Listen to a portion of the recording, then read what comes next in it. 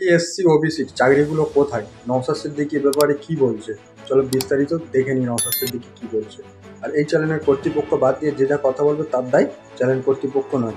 চলো নওশাদ সিদ্দিকী কি বলছে দেখে আসি। পার্সেন্ট সংরক্ষণ, ওবিসি বিতে 7%, 17% ছিল। এখন যেরকম এবি ঘেটে দিয়েছে, ফলে চাকরি থেকে শুরু করে বিভিন্ন ক্ষেত্রে সংখ্যালঘু মুসলিম সম্প্রদায়ের ছেলেমেয়েরা ইউনিভার্সিটিতে অ্যাডমিশনের ক্ষেত্রে, হায়ার এডুকেশনের ক্ষেত্রে, হায়ার স্টাডিজের ক্ষেত্রে তারা বঞ্চিত হচ্ছে। এটা নিয়ে আমাদেরকে আগামী দিনে সোচ্চার হতে হবে। সাথে সাথে যারা এসসি সমাজের মানুষ বা এসটি সমাজের মানুষ, শিডিউল ট্রাইব বা শিডিউল কাস্ট সমাজের মানুষ, তাদের কোটাতে নন এসটি এসসিরা চাকরি করে নিচ্ছে। এই দুর্নীতি আমাদের রাজ্যে চলছে। তা আমাদেরকে আওয়াজ তুলতে হবে।